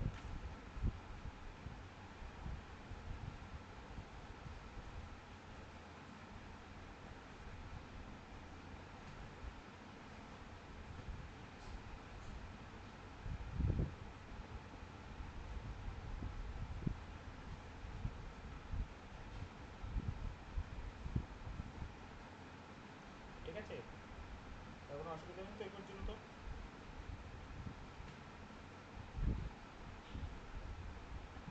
স্যার ইন্টেন্সিটির ব্যাপারটা একবার বলবেন? কোনটা কোনটা ইন্টেন্সিটি? হ্যাঁ মানে আগের স্লাইডে যেটা বললাম তাই তো? হ্যাঁ হ্যাঁ দেখো, ইন্টেন্সিটি মানে কি, অ্যাকচুয়ালি ইন্টেন্সিটি মানে হচ্ছে যে অ্যামপ্লিটিউড স্কোয়ার, তাই তো। হ্যাঁ হ্যাঁ দেখো একটা ওয়েভ যাচ্ছে, এখনো এগুলো তো ডিটেলসে করাইনি। তাহলে অ্যামপ্লিটিউড মানে কি, কত দূর যাবে এটা অ্যামপ্লিটিউড হয়, তাই তো। তাহলে ইন্টেন্সিটি কি হয় না প্রপোর্শনাল টু অ্যামপ্লিটিউড স্কোয়ার। এইবার দেখো এই ক্ষেত্রে কি বলেছি যে আইগেন কি বলেছিল, আইগেন প্রিন্সিপাল বলেছিল যে না একটা যখন আইসোটপিক মিডিয়ামে একটা ওয়েভ ফ্রন্ট যাবে, তাহলে তার সেকেন্ডারি ওয়েভলেটের স্পিড এবং ফ্রিকোয়েন্সি কী হবে, প্রাইমারি ওয়েভলেটের স্পিড ফ্রিকোয়েন্সির সাথে সমান হবে। তাহলে ইন্টেন্সিটি কীভাবে রিলেটেড, একটা প্রাইমারি ওয়েভ একটা সেকেন্ডারি ওয়েভের মধ্যে যে ইন্টেন্সিটি যে চেঞ্জটা হবে সেটা কীভাবে, তাদের মধ্যে রিলেশনটা কী হবে না ডিপেন্ড করবে তাদের অ্যাঙ্গেল, তাদের মধ্যেকার অ্যাঙ্গেলটা। এই অ্যাঙ্গেলটা কি, এই থিটাটা কি, যেটা হচ্ছে ধরো এই দুটো ওয়েভ ফ্রন্টের মধ্যে অ্যাঙ্গেল, ধরো একটা ওএ আর ওবি আছে, দুটো ইনিশিয়াল আর এক্সট্রিম দুটো এন্ডের মধ্যে অ্যাঙ্গেল হচ্ছে থিটা। তাহলে ইন্টেন্সিটিটা প্রপোর্শনাল হবে 1 + cos থিটা। এবার এটা প্রুফ যদি বলে কী করে এলো, সেটা কিন্তু প্রুফটা করে দেখাতে হবে। হ্যাঁ, এই অ্যাট দিস মোমেন্ট প্রুফটা করার দরকার নেই, তোমরা এটা মাথায় রাখবে যে হাইগেন প্রিন্সিপালে যখন এই সুপারপজিশনের কথা বলা হয়, তো দুটো ওয়েভ প্লেটের মধ্যে যে ইন্টেন্সিটির যে চেঞ্জটা হবে সেটা কী হবে না প্রপোর্শনাল টু 1 + cos থিটা। ঠিক আছে, তাহলে এইবার তোমার কাছে দেখো শুধুমাত্র থিটা সম্পর্কে আইডিয়া পেলেই হবে। তাহলে যদি দুটো উল্টো দিকে যায়, একটা ওয়েভ ধরো পজিটিভ ডিরেকশনে যাচ্ছে, একটা নেগেটিভ, মানে একটা পয়েন্টে ধরো এই সেম এই ধরো এই পয়েন্টটাতে B1 পয়েন্টটাতে, B1 পয়েন্টের অসিলেশন যদি এই দিকে হয় আর বি পয়েন্টের অসিলেশন যদি এই দিকে হয়, তাহলে এই B1 এই দুটোর মধ্যে যদি তোমাকে বলা হয় যে ইন্টেন্সিটি কেমনভাবে চেঞ্জ হবে, তাহলে তুমি এটা 1 + cos থিটা করে দিতে পারবে, কারণ দুটোর মধ্যে অ্যাঙ্গেল তুমি জানো, একটা যদি এই দিকে যায় একটা যদি এই দিকে যায়, তাদের মধ্যে অ্যাঙ্গেলটা এতটা অ্যাঙ্গেল হবে 180°। ঠিক আছে, তাহলে সেই 180° হলে কী হলো না থিটার বেলা তুমি 180° বসিয়ে দিলে, তার মানে এটা 0 হয়ে গেল। এটা অনেক কেস হতে পারে যে না থিটা = π/2 হলে কী হতে পারে, থিটা = 0 হলে কী হতে পারে, জাস্ট ওই থিটার জায়গাটায় পুট করে দেবে, বাদ বাকি 1 + cos থিটার ভ্যালুটা তোমাকে বার করতে হবে, তাহলে তুমি ইন্টেন্সিটি সম্পর্কে একটা আইডিয়া পেয়ে যাবে। অ্যাঙ্গেলটা এটা স্যার কিন্তু দেওয়া থাকবে নাকি? হ্যাঁ, অ্যাঙ্গেলটা অবশ্যই, অ্যাঙ্গেল যদি নাও দেওয়া থাকে তাহলে কিন্তু ওটা ইন্ডিকেট করা থাকবে। যদি এখানে ডাইরেক্ট হয়তো তোমাকে লেখা থাকবে না যে অ্যাঙ্গেল = 180°, এরকম বলা হতে পারে যে they are travelling opposite to each আদার।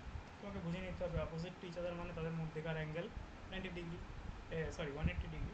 আবার যদি বলে দে আর ট্রাভেলিং পারপেন্ডিকুলার, একটার একটার সাথে পারপেন্ডিকুলার মানে কি, তাদের অ্যাঙ্গেল কী হবে 90°। যদি এক্স্যাক্ট অ্যাঙ্গেল না দেওয়া থাকে তাহলে কিন্তু ওইভাবে সামহাও তোমাকে বুঝিয়ে দেবে আর কি অ্যাঙ্গেলটা কত। আচ্ছা, তার মানে স্যার ফ্রিকোয়েন্সি আর স্পিড সেম থাকছে আর ইন্টেন্সিটি চেঞ্জ হচ্ছে প্রাইমারি আর সেকেন্ডারি ওয়েভের মধ্যে। হ্যাঁ, ইন্টেন্সিটি তো অবশ্যই চেঞ্জ হবে। দেখো এগুলো কিন্তু আবারও বলি হাইয়ার ভিজিবল কিন্তু আইডিয়াল কেস, হ্যাঁ এটা কিন্তু এক্সপেরিমেন্টালি সম্ভব নয় যে একটা প্রথম প্রাইমারি ওয়েভে যা হবে সেকেন্ডারি ওয়েভেরও ওয়েভলেন্থ সেম হবে, এটা কিন্তু সম্ভব নয়। হুম, তো এটা একটা আইডিয়াল কেস আর কি, কিন্তু ইন্টেন্সিটিটা কিন্তু ক্যালকুলেট করা যেতেই পারে, কারণ করছি তো তোমাকে আইডিয়াল জিনিসপত্র থেকে করতেই পারে। ঠিক আছে, তো এই রিলেশনটা মাথায় রাখবে যে ইন্টেন্সিটি কীভাবে ভ্যারি করে অ্যাঙ্গেল দুটোর মধ্যে, অ্যাঙ্গেলের সাথে। ঠিক আছে, তখন এটা যে কোনো ওয়েবের ক্ষেত্রেই প্রযোজ্য। যে কোনো ওয়েভের ক্ষেত্রে প্রযোজ্য।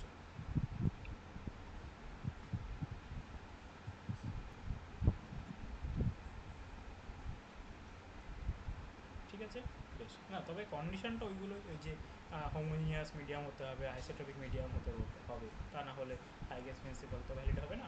তো এইগুলো অ্যাকচুয়ালি কোশ্চেনে প্রোভাইড করাই থাকবে। বেশ, এই কোশ্চেনটা নিয়ে কারো কোনো সমস্যা আছে তা বলতে পারো, নাহলে আমরা এগিয়ে যাবো আর কি।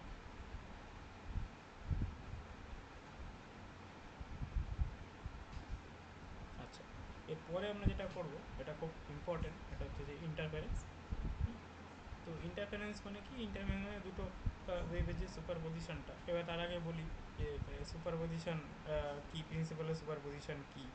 হ্যাঁ, তো প্রিন্সিপালের সুপারপজিশন মানে কি, যখন দুই বা তার বেশি একটা ডিস্টারবেন্স বা একটা ওয়েভ টাইপের প্যাটার্ন একটা পয়েন্টে এসে পড়বে, তাহলে সেই পয়েন্টের যে অসিলেশনটা সেটা কী হবে না, আইদার ওই দুটো যোগ হবে বা ওই দুটো বিয়োগ হবে। মানে অ্যাকচুয়ালি ভেক্টর সাম, দুটোর ভেক্টর সাম হবে। ঠিক আছে, সেটাকে বলা প্রিন্সিপালের সুপারপজিশন। এইবার যে তাহলে ইন্টারফারেন্স কাকে বলে? ইন্টারফারেন্স কী হবে? যে হয় মোনোক্রোম্যাটিক ওয়েভ। মোনোক্রোম্যাটিক ওয়েভ মানে কি, যে যে ওয়েভটা আসছে তার একটা পার্টিকুলার ওয়েভ লেন্থ নিয়েই আসছে।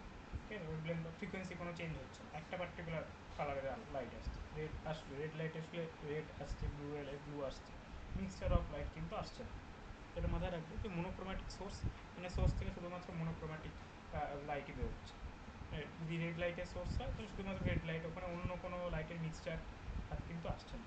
এবার দুটো রেড লাইট এসে কিন্তু তারা একটা একটা সুপারপোজ করতেই পারে, এটা নিয়ে কোনো সমস্যা নেই। ঠিক আছে, এবার যে when monochromatic wave of light of two sources, হ্যাঁ, proceed almost in the same direction, মানে দুটো সেম ডিরেকশানে দুটো লাইট সোর্স আসছিল, তারা কী হলো superpose at a point either in same or in opposite phase. Same phase opposite phase মানে কি, ধরো দুটোই দুটোরই, ধরো সেম ফেজ অপোজিট ফেজ কীভাবে বোঝাবো, ধরো এই একটা ওয়েভ আছে, দুটো একই দশায় যদি এসে পড়ে, আর একটা যদি সেম ফেজ, মানে কি একটা জাস্ট তার উপর দিয়ে ওভারল্যাপ হলো একদম সেম, আর যদি ফেজ চেঞ্জ হয় তার মানে কী হবে, এটা এইরকমভাবে যাবে, একটু জাস্ট শিফট হয়ে গেল, এটা অ্যাকচুয়ালি ফেজ চেঞ্জ বা দশা পার্থক্য যেটা বলি আমরা। তাহলে কী হলো, either is same or in opposite phase, তাহলে সেম ফেজ হতে পারে বা অপোজিট ফেজ। অপোজিট ফেজ হলে কী হবে, ঠিক উল্টোটা হবে, এইরকম। ঠিক আছে, তাহলে কী হলো, তারা এলো আইদার সেম ফেজে পড়লো অথবা অপোজিট ফেজে একটা পয়েন্টে সুপারপোজ করলো। তাহলে the intensity of the light at that point will be maximum or minimum according as the wave meet at the point the same or an opposite phase. তাহলে দেখো যদি দুটো সেম ফেজে আসতো তাহলে রেজাল্ট্যান্টটা অনেকটা বেশি হয়ে যেত, এরকম একটা বড় অ্যাম্প্লিটিউডাল ওয়েভ দেখতে পেতে। যদি অপোজিট ফেজে আসে, মানে অপোজিট ফেজে আসে, তাহলে কি এইদিকে যতটা এইদিকে যতটা, তাহলে রেজাল্ট্যান্ট কী হবে, জিরো হবে। তাহলে এখান থেকে কী হবে, তাহলে আইদার ম্যাক্সিমাম হতে পারে অথবা মিনিমাম হতে পারে, দুটো কেস হতে পারে। ঠিক আছে, তাহলে এই যে ফেনোমেনা এটাকেই বলা হচ্ছে ইন্টারফারেন্স অফ লাইট।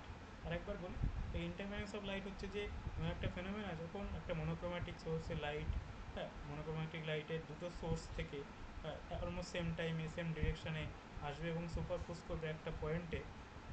কীভাবে সুপারপোজ করতে পারে, আইদার ফেজ সেম ফেজ অথবা অপোজিট ফেজ। তাহলে ওই পয়েন্টে যে ইন্টেন্সিটি যেটা হবে সেটা ম্যাক্সিমাম হবে কী হবে, কখন না যখন দুটো যদি সেম ফেজে থাকে তাহলে ম্যাক্সিমাম হবে, আর দুটো যদি অপোজিট ফেজে থাকে তাহলে ইন্টেন্সিটিটা মিনিমাম হবে। ঠিক আছে, আচ্ছা, তো এইটা অ্যাকচুয়ালি ওয়েভ নেচার, লাইটের যে ওয়েভ নেচার সেটা কিন্তু ইন্টারফারেন্স থেকে বোঝা যায় আর কি, যে ওয়েভ নেচার অফ লাইট। তো এবার আমরা ওই থিওরি অফ ইন্টারফারেন্সটা পড়বো, যে ইন্টারফারেন্সের ক্ষেত্রে কেমনভাবে কীভাবে সুপারপোজ করে, তার ইন্টেন্সিটি কীভাবে হয়। হ্যাঁ, মানে ধরো দুটো ওয়েভ এলো, একটা এ অ্যামপ্লিচিউড নিয়ে, একটা A1 একটা অ্যামপ্লিচিউড, একটা A2 অ্যামপ্লিচিউড, তাহলে দুটো সুপারপোজ করার পরে অ্যামপ্লিচিউডটা কী হবে, সেখান থেকে প্রচুর কোশ্চেন আসে। তো দেখো কথার কথা, এইটা আমাদের একটা সোর্স ছিল এস। হ্যাঁ, তাহলে এখান থেকে যদি পয়েন্ট সোর্স হয় তাহলে ওয়েভলেটগুলো কেমন হবে, স্ফেরিক্যাল হবে। তার সামনে একটা পর্দা রাখা আছে, পর্দাতে দুটো স্লিট আছে, এখানে একটা স্লিট, এখানে একটা স্লিট। তাহলে কী হবে, এখান থেকে লাইটটা আবার এরকম পয়েন্ট সোর্সের মতো যাবে, এবার এই S2 ক্ষেত্রেও দিয়ে যাবে। তাহলে এই S1 S2টা কিন্তু দুটো সোর্স অফ লাইট হিসেবে কাজ করবে। তাহলে আমি ধরে নিলাম যে S1 থেকে যে লাইটটা বেরোলো তার যে wave equation Y1 equal to কী লিখলাম, A1 e⁻i omega t minus কে x1। ঠিক আছে, আর যে S2 থেকে যেটা বেরোবে সেটাকে লিখলাম Y2 ইকুয়াল টু কী লিখবো, ওটা ধরো সাপোজ ধরে নিলাম ওটার অ্যাম্পলিচিউডটা সেম নয়, ওটার অ্যাম্পলিচিউডটা আলাদা, ধরে নিলাম ওটার অ্যাম্পলিচিউড হচ্ছে A2 e⁻i omega t minus কে x1 x2 জাস্ট দুটো আলাদা কোঅর্ডিনেট বোঝানোর জন্য, মানে যদি এই পয়েন্টে আমার সুপার পজিশন করতে হয় তাহলে এর ডিস্টেন্সটা অবশ্যই আলাদা হবে, সেই জন্য x1 x2 বলা হয়েছে। তাহলে প্রিন্সিপাল অফ সুপার পজিশন অনুযায়ী কী হবে, according to principle of super position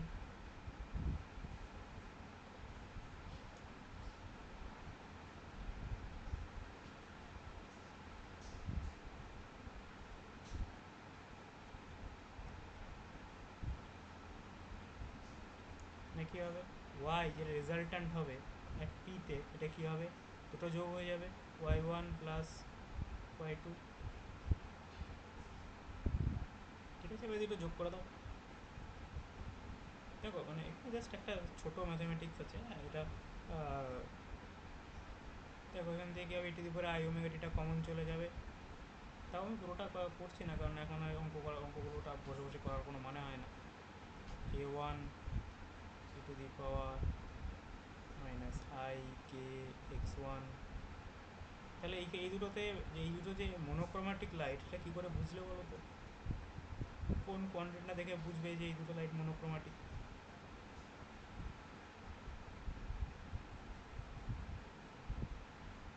এই যে বললাম যে মনোক্রোম্যাটিক হতে হবে,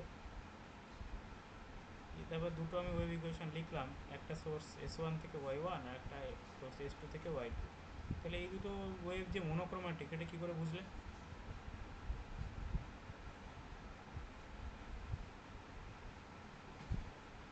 এনিওয়ান? ওমেগাটা সেম। হ্যাঁ, কি সেম? কোনটা সেম? ওমেগা। হ্যাঁ, দেখো ওমেগার মধ্যে কি আছে, ফ্রিকোয়েন্সি আছে, ওমেগা মানে 2πm, আর কেটাও কিন্তু সেম, দুটো খেয়াল করে দেখো। কে এর মধ্যে কি আছে না, ওয়েভ লেন্থ আছে ল্যামডা, কে ইকুয়াল টু কী হয়, 2π/λ। ঠিক আছে, তাহলে এই জন্যে ওই ল্যামডাটাও সেম, তার মানে সেম লাইটই যাচ্ছে। দুটো যদি সেম লাইট না হয় তাহলে কিন্তু প্রিন্সিপাল সুপার পজিশন করতে পারবে।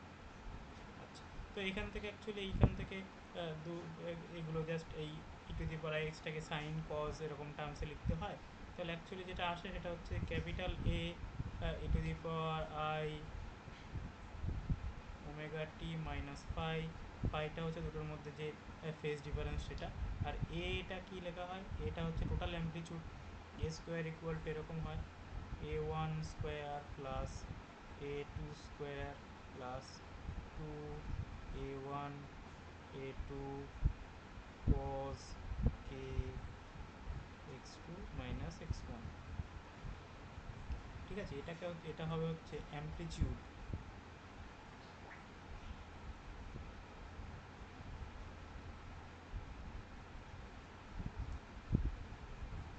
এটাকে মানে এটা অ্যাকচুয়ালি এ স্কোয়ার, তাই না, তো এটাকে বলা হবে হচ্ছে amplitude, amplitude A of resultant, এটাকে কী বলবো, ডিস্টারবেন্স বলতে পারি। তাহলে রেজাল্টের মানে সুপারপজিশন করে যে অ্যামপ্লিটিউড পাওয়া গেল এ, সেটা কিন্তু এরকম দেখতে। এইবার আমরা কি জানি, এই ইন্টেন্সিটি কী হয়,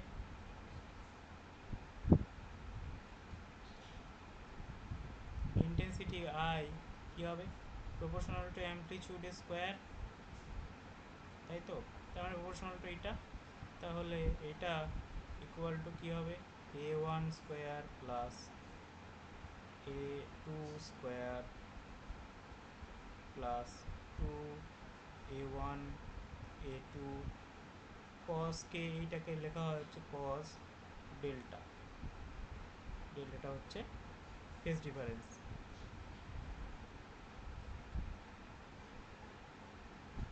এটা হবে আমাদের ইন্টেন্সিটির ফর্মুলা। ডেল্টাটা কী হবে, ডেল্টাটাকে বলা হবে হচ্ছে ফেজ ডিফারেন্স, ঠিক আছে? তার মানে আমার ডেল্টা আমাদের কী ছিল, ডেল্টা মানে আমাদের ছিল যে কে ইন্টু x2 মাইনাস x1, তার মানে কেটা মানে কি 2π/λ ইন্টু x2 মাইনাস x1। এই x2 মাইনাস x1টাকে বলা হচ্ছে পাথ ডিফারেন্স। দেখো ডেল্টাটা ফেজ ডিফারেন্স, আর x2 মাইনাস x1 মানে কি, x2 মানে এখান থেকে এই ডিস্টেন্সটা, আর x1 মানে এখান থেকে এই ডিস্টেন্সটা। তাহলে এই x2 মাইনাস x1 এই কোয়ান্টিটিটাকে বলা হয় হচ্ছে পাথ ডিফারেন্স।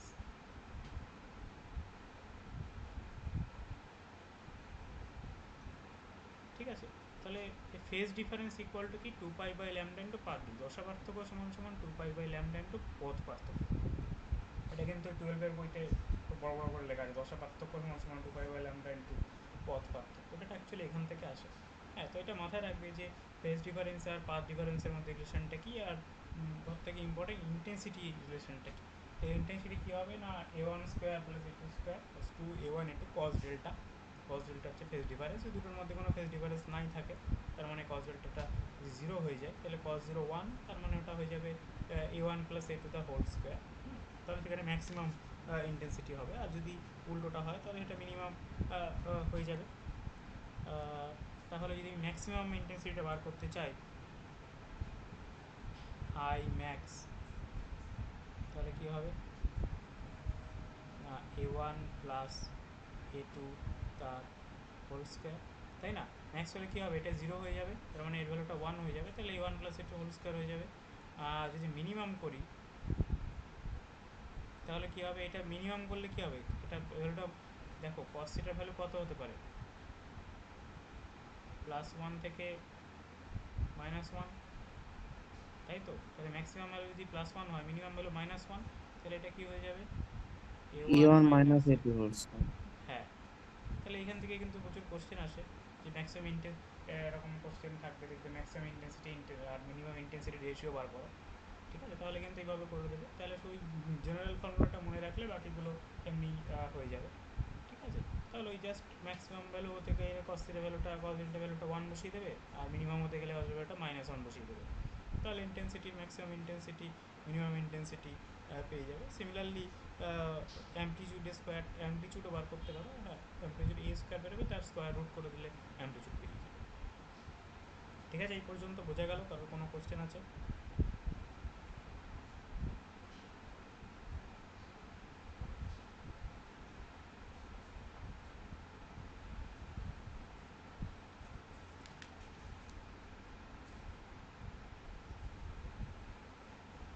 বেশ, যদি না থাকে তাহলে আমরা কন্টিনিউ করবো।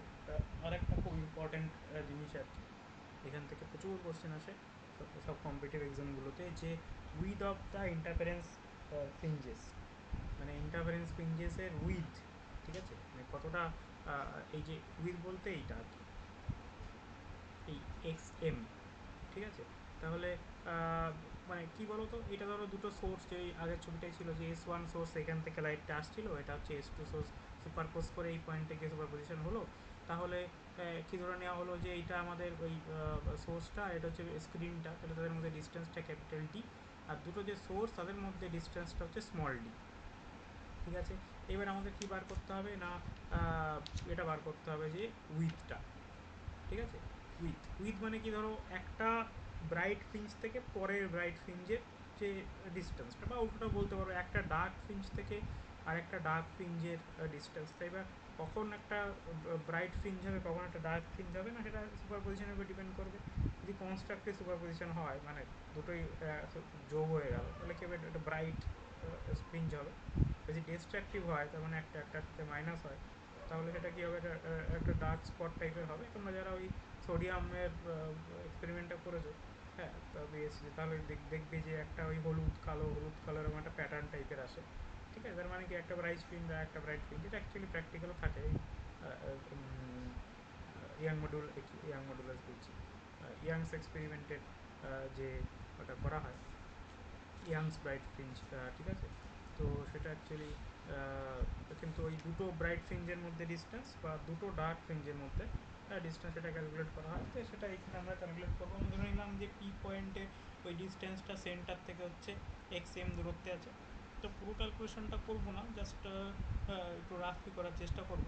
তাহলে দেখো, এইবার আমরা যদি এই ডিস্টেন্সটা ক্যালকুলেট করার চেষ্টা করি, সাপোজ এস টু পি, এই ডিস্টেন্সটা কী হবে, এই যে ত্রিভুজটা করে দাও, তাহলে এই যে ত্রিভুজটা রাইট অ্যাঙ্গেল ট্রায়াঙ্গেল, তাহলে এটা হচ্ছে অতিভুজ, মানে এইটা স্কোয়ার প্লাস এইটা স্কোয়ার। হ্যাঁ, এবার এই ডিস্টেন্সটুকু কত, টোটালটা হচ্ছে ডি, তাহলে এইটুকু ডি বাই টু হবে। তাহলে S two P the square equal to হয়ে যাবে কি, এইটা স্কোয়ার প্লাস এইটা স্কোয়ার, মানে ডি স্কোয়ার প্লাস এটা কি x m plus d by two, তারপর square x m plus d by two, তার বুঝতে বোঝা গেল। এটা এটা আশা করি সবাই বুঝতেই পেরেছো। এইবার যেটা করা হয় সেটা হচ্ছে যে একটা অ্যাপ্রক্সিমেশন ধরা হয় যে না, পর্দাটা অনেক দূরে অবস্থিত, তার মানে D is very very greater than small d. Small ডিটা কী ছিল আবার বলি, স্মল ডিটা হচ্ছে এস ওয়ান এস টু দুটো সোর্সের মধ্যে যে ডিস্টেন্স, এটা হচ্ছে স্মল ডি। আর ক্যাপিটাল ডিটা হচ্ছে যে এই সোর্স থেকে স্ক্রিনের মধ্যে ডিস্টেন্সটা। তাহলে ধরে নেওয়া যে স্ক্রিনের ডিস্টেন্সটা এটার থেকে অনেকটা বেশি, তাহলে এবার এইটাকে ওই বাইনোমিয়াল ডিস্ট্রিবিউশন করে দেওয়া যেতে পারে। ডিটাকে কমন নিয়ে নাও, তাহলে এখান থেকে এস টু পি, তাহলে এটা দাঁড়াবে, মানে জাস্ট এটা রুট করে দিতে, তাহলে রুট করে দিলে যেটা দাঁড়াবে এটা হচ্ছে যে ডি কমন নিলে থাকবে one plus x m plus d by two divide by capital D পুরোটার স্কোয়ার টু দি পাওয়ারে হাফ। ঠিক আছে, এটা হবে S two. Similarly S one পিটাও করা যেতে পারে। এস ওয়ান পিটা কী হবে না, এই ডিস্টেন্সটা, তো এই ডিস্টেন্সটা কত হবে, একই রকমভাবে করবে। তাহলে সেক্ষেত্রে কী হবে, সেটা কী হবে দেখো, এস ওয়ান পি মানে কী হবে, এইখানে একটা ট্রায়াঙ্গেল, এই ট্রায়াঙ্গেলটা কনসিডার করতে হবে, তাই না। তাহলে কী হবে, আগেরটা কী ছিল, x m plus d by two হয়েছিল, এখানে কী হবে x m minus d by two, কারণ এই ছিল ডিস্টেন্সটুকু করতে হবে। তাহলে এটা করে ফেলো, তাহলে একই রকমভাবে পুরোটা করছি না, এটা হবে ওয়ান প্লাস, তাহলে এইখানে জাস্ট এটার মাইনাস চলে আসবে,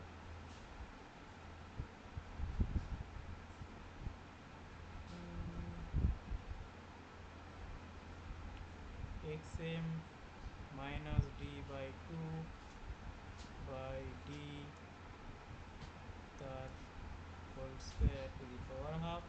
এবার যেহেতু এটাকে খুব ধরে নেওয়া যায় D is very very greater than t, তার মানে হাফ ফ্যাক্টরটা এখানে চলে আসবে, হাফ ফ্যাক্টর এখানে চলে আসবে, যেটার মধ্যে যাচ্ছি না। তাহলে আমরা যদি দুটো যদি ব্রাইট ফ্রিঞ্জের মধ্যে করতে চাই, তাহলে কী হবে, S two P minus S one P equal to কী হবে, এম ল্যামডা। এমটা কি, এমটা হচ্ছে এমতম bright fringe, mth order bright fringe. ঠিক আছে, মানে এমতম ব্রাইট ফ্রিঞ্জের ক্ষেত্রে তাহলে কী হবে, এম ল্যামডা হবে ওয়ান হলে ওয়ান ইন্টু ল্যামডা, টু হলে টু ইন্টু ল্যামডা, এরকম করে এমতম হলে এম ইন্টু ল্যামডা, কারণ আমরা এখানে ধরে নিয়েছি যেটা এম নাম্বার। ঠিক আছে, তাহলে যেটা দাঁড়ালো এই দুটো এখানে সাবস্টিটিউট, এখানে ভ্যালুগুলো বসিয়ে দিলে যেটা দাঁড়াবে এটা হচ্ছে যে এরকম x m into d by capital d equal to m lambda, তাহলে এখান থেকে আমাদের এক্স এম এর ভ্যালুটা কী দাঁড়ালো? এক্স এম এর ভ্যালুটা দাঁড়ালো হচ্ছে যে lambda capital D by small d আর একটা এম আছে, ঠিক আছে, এটা এক্স এম গেল। এবার যদি আমরা এক্স এম প্লাস ওয়ান মানে এর ঠিক পরের ব্রাইট ফ্রিঞ্জটা, মানে এর পরে কোথায় হবে এটা যদি করি, তাহলে এম এর জায়গায় কী করবো, এম প্লাস ওয়ান বসিয়ে দেবো, m plus one lambda capital D by small d, ঠিক আছে। তাহলে যদি আমি ফ্রিঞ্জ উইথ বার করতে চাই,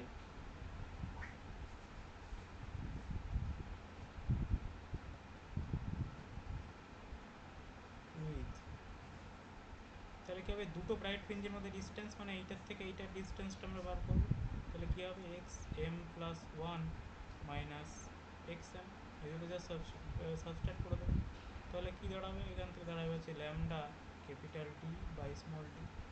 এটা অ্যাকচুয়ালি ফ্রিঞ্জ উইথ, এটাকে বিটা দিয়ে ডিনোট করা হয়।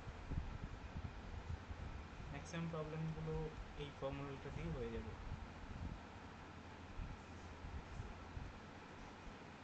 তাহলে fringe with beta equal to কি, lambda capital D by small d, যেখানে ক্যাপিটাল ডিটা হচ্ছে যে সোর্স থেকে স্ক্রিনের মধ্যে ডিস্ট্যান্স, আর স্মল ডিটা কি, স্মল ডিটা হচ্ছে দুটো যে সোর্স আছে তাদের মধ্যে ডিস্টেন্স এস ওয়ান এস টুর মধ্যে। তাই কোনো না কোনো ইনফরমেশান দেওয়া থাকবে, সেইগুলো আর কি তোমাকে মেজার করতে হবে। ম্যাক্সিমাম ক্ষেত্রে এই ফ্রিঞ্জ উইথটাই বার করতে দেয়, ঠিক আছে। ঠিক আছে, এটা এটা নিয়ে কারোর কোনো কোশ্চেন আছে এই পর্যন্ত?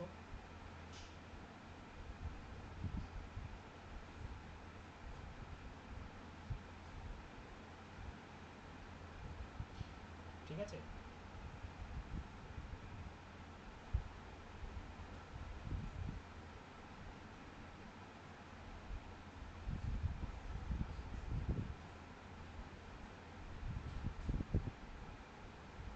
আচ্ছা। এবার ফ্রিঞ্জ উইথ তো গেল, এবার ওই ফ্রিঞ্জ শেপটা কেমন হবে, ঠিক আছে, মানে ফ্রিঞ্জের শেপটা কেমন হয়, সেগুলো অ্যাকচুয়ালি হাইপার বলোয়ার টাইপের হয় এরকম দেখতে। তো এরও প্রুফ আছে, তো সেগুলো অ্যাকচুয়ালি দরকার নেই। তো এইটাকে বলা হচ্ছে hyper বলয়েড।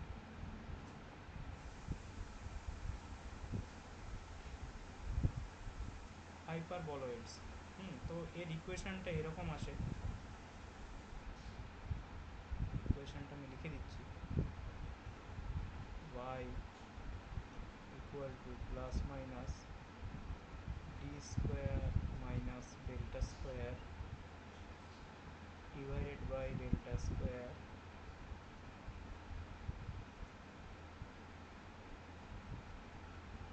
Two the power half into x. ডেল্টাটা কি, ডেল্টাটা হচ্ছে যে এই S two P minus S one P, এটাকে ডেল্টা লেখা হয়, দুটোর মধ্যে ডিস্টেন্সটা। তো এটা হচ্ছে হাইপার বলয়েডের ইকুয়েশন, এটা ঘাবড়ানোর কিছু নেই, জাস্ট ইকুয়েশনটা এরকম দেখতে হয়। যদি বাই চান্স কোনো এমসিকিউতে এরকম কোশ্চেন আসে যায় যে which one is the correct hyperboloid equation, যদিও এরকম আসাটা আনএক্সপেক্টেড, তাও পোস্ট কেস, তাও হাইপারবলিকগুলো এরকম দেখতে হয় আর কি, ঠিক আছে। এই ডেল্টা এক্স মানে ওই ল্যামডার উপরে ডিপেন্ড করবে, মানে ওই ডেল্টাটাই, ঠিক আছে। তাহলে কী হতে পারে, এটা জিরোর জন্য, এবার এটা মাইনাসের দিকে গেলে নিচের দিকে কার্ভেচারগুলো নিচের দিকে যাবে, তার মানে কার্ভেচার নিচের দিকে মানে কি, তার যে অরিজিনটা ধরে নেওয়া হবে নিচের দিকে। তাহলে দেখো এই যে এস ওয়ান এস টুটা কিন্তু সেম, এই যে এস ওয়ানটা মানে এই সোর্সটা এই যে এখানে, আর এই এস টুটা এখানে, তাহলে যে প্যাটার্নগুলো হবে এই দুটোর মিডিলে এরকম দেখতে দেখতে হবে, এই দিকে কয়েকটা যাবে, এই দিকে কয়েকটা যাবে, ঠিক আছে, বোঝা গেল। মানে এটা অ্যাকচুয়ালি অনেকগুলো সার্কেল সার্কেল টাইপের দেখতে হবে, যে কনসেন্ট্রিক অনেকগুলো সার্কেল হবে, একটা ব্রাইট হলে পরেরটা ডার্ক হবে, তারপরে তোমরা নিউটনস রিং এক্সপেরিমেন্ট করেছো, তো সেটাই অনেকটা এরকমই, কিন্তু সেটাও কিন্তু এই ইন্টারফারেন্সের উপরেই ডিপেন্ড করে। ইয়াংস এক্সপেরিমেন্টটাও সেম, মানে একটা ব্রাইট পরেরটা ডার্ক এরকম করে করে যাবে, বোঝা গেল। তো এই ইন্টারফারেন্স থেকে প্রচুর জিনিসপত্র আছে, তো সবগুলো তো করানো সম্ভব না, সিলেবাসে সবগুলোই মেনশন করে দেওয়া রয়েছে, ফেনেল বায়োপ্রিজম, ইয়ং এক্সপেরিমেন্ট। আমি জাস্ট সবগুলোর আউটকাম একবার একবার করে বলে চলে যাব। তো এরপরে যেটা আমরা করব পরের দিন, তো সেটা অ্যাকচুয়ালি ফেনেল বায়োপ্রিজমটা করতে হবে। ফেনেল বায়োপ্রিজম থেকে অনেক কোশ্চেন এসেছে, বা ওই ফেনেল বায়োপ্রিজমের ক্ষেত্রে একটা থিকনেসটা ক্যালকুলেশনটা, ওইটার ফর্মুলাগুলো মনে রাখতে হবে, মানে একটা সোর্সের মধ্যেখানে যদি আরেকটা কাঁচের স্ল্যাব নিয়ে আসা হয়, হ্যাঁ, তাহলে কীরকম হয় সেটা দেখতে হবে। বা ওই লয়েড মিরর, তার ক্ষেত্রে যে কোশ্চেনগুলো, নিউটন সুইংয়ের ক্ষেত্রে কোনটা ব্রাইট ফ্রিঞ্জের উইথ কত হবে, ডার্ক ফ্রিঞ্জের উইথ কত হবে, সেইগুলো একটু দেখতে হবে। হ্যাঁ, বা রেডিয়াসটা কত হয়, ঠিক আছে। হোয়াইট লাইটের ক্ষেত্রে কী হবে, মনোক্রোম্যাটিক লাইটের ক্ষেত্রে কী হবে, কোন ধরনের সারফেস হবে, এই ধরনের কোশ্চেনগুলো কিন্তু আসে। তো এই আপাতত আজকের ক্লাসটা এই পর্যন্তই রেখেছি। বাকি ক্লাসে আরেকটা ক্লাস থাকবে, ইন্টারফারেন্সটা শেষ হয়ে যাবে, তারপরে আমরা ডিফ্রাকশনটা শুরু করবো। মানে মোটামুটি অপটিক্সটা শেষ করতে আরও 2 থেকে 3টে ক্লাস লাগবে। তারপর এরপরে ডিফ্রাকশন আছে, আর হচ্ছে পোলারাইজেশন অফ লাইট আছে। তো পোলারাইজেশন অফ লাইট ওই এম থিওরির ওই পার্টের মধ্যেই চলে যাবে, তো ফলে ওইটার মধ্যেও করে নেওয়া যেতে পারে। ইন বিটুইন আমি আর একটা কোশ্চেন সেট বানিয়েছি আর কি, মানে এই ওয়েভ অপটিক্স অসিলেশন এই রিলেটেড। তো সেটা আমি কালকেই দিয়ে দেওয়ার চেষ্টা করবো। তো সেটা ইন বিটুইন তোমরা করবে, মানে যতদূর পড়ানো হয়েছে তার উপরে। যেগুলো পড়ানো হয়নি সেখান থেকে আমি কোনো কোশ্চেন রাখিনি, তো সেইগুলো তোমরা একটু সলভ করার চেষ্টা করবে। আর যেগুলো পারবে না সেগুলো আমরা ক্লাসে সলভ করবো। স্যার মাইক্রোসফট ইন্টারফেরোমিটার আছে, ফেব্রি প্যারট ইন্টারফেরোমিটার আছে। হ্যাঁ, আছে তো। তো ইন্টারফারেন্সটা হয়ে গেলে ওইগুলো একবার করে করিয়ে দেবো। জাস্ট দেখো, ওইগুলোর এখন ওই মেকানিজম পড়ার মতো অত সবগুলোই আছে। জেমিনস ইন্টারফেরোমিটারও আছে, মাইকেলসনও আছে, ঠিক আছে। সবগুলোই আমাদের একবার করে পড়তে হবে। তো আমি চেষ্টা করবো যে ওই সবগুলো একবার ব্রিফলি বলে যাওয়ার, মানে সেগুলোর ফিল্ডসগুলো কেমন হয় বা অ্যাপ্লিকেশানগুলো কী, ঠিক আছে, বা যে ওয়ার্কিং ফর্মুলাগুলো সেইগুলো করার চেষ্টা করবো। ইন্টারফেরোমিটারের একটা আলাদা চ্যাপ্টার আছে যদিও। ফেব্রি পেরোট আছে কি সিলেবাসে? ফেব্রি প্যারট আছে স্যার। ঠিক আছে, ঠিক আছে। ফেব্রি পেরোটটা পরের দিন একটু দেখিয়ে দেবো। ফেব্রি পেরোটের ক্ষেত্রে অনেক কিছুই আছে, শার্পনেস টার্পনেস ওগুলো সবই তাহলে থাকবে। শার্পনেস অফ না ওইগুলো নাই লাইট, স্যার, ওইগুলো নাই। শার্পনেস মাইকেলসন আর নেই। ফেব্রি প্যারট। আচ্ছা, কিন্তু ওই ফেব্রি পেরোটের ওইগুলো নেই তো, রিজলভিং পাওয়ার, ক্রোমাটিক রেজোনেন্স ওইগুলো নেই তো? ঠিক আছে, মেনশন করে না। ঠিক আছে, আমি একবার তো চেক করে নেবো, কারণ প্রবলেম আসলে ওখান থেকে আসবে, কোথা থেকে আসবে, হ্যাঁ, ইন্টারফারেন্সের ওই ফর্মুলাটা থেকে। ঠিক আছে, আমি তা ওই ফর্মুলাগুলো করিয়ে দেবো আর কি, যদি বাই চান্স ওখান থেকে আসে। মেইনলি অ্যাপ্লিকেশানের পয়েন্ট অফ ভিউ থেকে আসতে পারে, ওয়েভলেন্থ কীভাবে মাপা হয়, ঠিক আছে। আর এখানে আর কিছু নেই। তারপরে আছে যেটা, আছে রিজলভিং রিজলভিং পাওয়ার আছে। সেটাই তো বলছিলাম, রিজলভিং পাওয়ার না থাকলে ওখান থেকে কী কোশ্চেন আসবে। ঠিক আছে, আমি রিজলভিং পাওয়ারের ফর্মুলাগুলো পরের দিন করিয়ে দেবো। প্রুফগুলো করার দরকার নেই, তোমরা জাস্ট যে বই ফলো করো সেখান থেকে তো ফর্মুলাগুলো এক জায়গায় করবে, বা আমি তো ক্লাসে শুধু ফর্মুলাগুলো এক জায়গায় করিয়ে দিই, সেটা তোমরা খাতায় এক জায়গায় লিখে রাখবে চ্যাপ্টার ওয়াইজ করে। ইন্টারফারেন্স এখান থেকে ওই কিছু ওই অঙ্ক দেখি ওইখানে থাকে না, মেন যেটা সবসময় পড়ে আর কি, যে ওই বাংলাতেই বলছি, ওই আলোকপটি কোন অবস্থানে আছে বা অন্ধকার পটি কোন অবস্থানে আছে, তাদের দূরত্ব এরকম একটা থাকে না অঙ্কগুলো, না? হ্যাঁ, হ্যাঁ, হ্যাঁ, বুঝেছি। দেখো, সেটাই তো ফ্রিঞ্জ উইথ, মানে যেটা আমরা এই বিটা বার করলাম, হ্যাঁ, কোথায় গেল? হুম। দেখো, এই বিটাটা কী ছিল? বিটাটা আমাদের ছিল যে দুটো ব্রাইট ফ্রিঞ্জ, মানে দুটো আলোকপটির মধ্যে দূরত্ব, ঠিক আছে। তাহলে দুটো আলোকপটি ইকুইস্পেসড হবে, হ্যাঁ, তারপরেরটা ঠিক ডবল হবে। বা এই সেম জিনিসটা কিন্তু যে তুমি দুটো ব্রাইটের মধ্যে না করে তুমি দুটো ডার্কের মধ্যেও করতে পারো, একই একই রেজাল্ট আসছে। এবার যদি বলে একটা ব্রাইট আর একটা ডার্কের মধ্যে জাস্ট কী হবে, এটা হাফ হবে, হ্যাঁ। তো সেটা প্রবলেম ওয়াইজ দেখে দেখে করতে হবে। তো এরকম প্রবলেম কিছু করার চেষ্টা করবো পরের দিন আমরা। তোমরাও যদি কিছু প্রবলেম পাও বলতে পারো, সেগুলো আমরা সলভ করে দেওয়ার চেষ্টা করবো। তাহলে ইন্টারফারেন্স মোটামুটি আরেকটা ক্লাসে সব শেষ হয়ে যাবে। তারপরে ডিফ্রাকশানটা পড়তে হবে। তারপরে ডিফ্রাকশানের অ্যাকচুয়ালি দুটো চ্যাপ্টার আছে, তো সিলেবাসে যদিও পুরোটা নেই। আর পোলারাইজেশন পুরোটাই আছে। আর একটা স্যার বলছি স্যার, যেগুলো এইচএসে আছে সেইগুলো একটু হালকা করে ইয়ে করলে হবে, যেগুলো বিএসসি লেভেল সেগুলো একটু যেন ডিপলি বলে। আমাকে তো বলা হলো যে একটু অ্যাডভান্স লেভেলে পড়াবে। হ্যাঁ স্যার, বিএসসি গুলো স্যার বেশি অ্যাডভান্স পড়ে, কারণ ওইগুলো তো স্যার ভুলে গেছি, অনেকদিন হয়ে গেছে। এবার তোমরা ঠিক করো কী করবে। আমাকে একবার বলা হলো যে না, একটু শর্ট করে পড়াতে, তাই পড়াচ্ছিলাম। আমাকে বলা হলো একটু অ্যাডভান্স লেভেলে পড়াতে, তাই পড়াচ্ছি। তোমরা হ্যাঁ যেরকম স্যার, বলছো। অ্যাডভান্স লেভেল পড়াবেন, মানে যেগুলো এইচএস এর টপিকস আছে সেইগুলো একটু স্পিডে বলে গেলেও হবে। আর যেগুলো বিএসসি বা এমএসসির আছে সেইগুলো একটু স্যার ধরে ধরে একটু বেশি ইয়ে করে পড়ায়। এখানে আশা করি এখানে বিএসসিতে কি বলে 11-12 মতো কিছুই তবে 11-12 এই ফ্রিঞ্জুই যে ফর্মুলা ওই 11-12টা বলতে গেলে বেশি আছে ওই মানে সরি মানে গ্রাজুয়েশন অ্যাকচুয়ালি সব থেকে বেশি আছে ওই ইলেকট্রনিক সলিড স্টেট ফিজিক্স এইগুলোই আর কি মেন গ্রাজুয়েশন আর কি। মডার্ন ফিজিক্সটা পুরোটাই গ্র্যাজুয়েশন আছে, আর এখানে এই অপটিক্সের অল্প কিছু আছে বিএসসি, বাকি ঠিক আছে ম্যাক্সিমামটাই সলিড স্টেট আর একটা ইলেকট্রনিক্স প্রায় বলতে গেলে সলিড স্টেট ইলেকট্রনিক্স পুরোটাই ভাই ওই গ্রাজুয়েশনের আর কি, মানে 11-12-এ ইলেকট্রনিক্স খুব একটা বেশি নেই।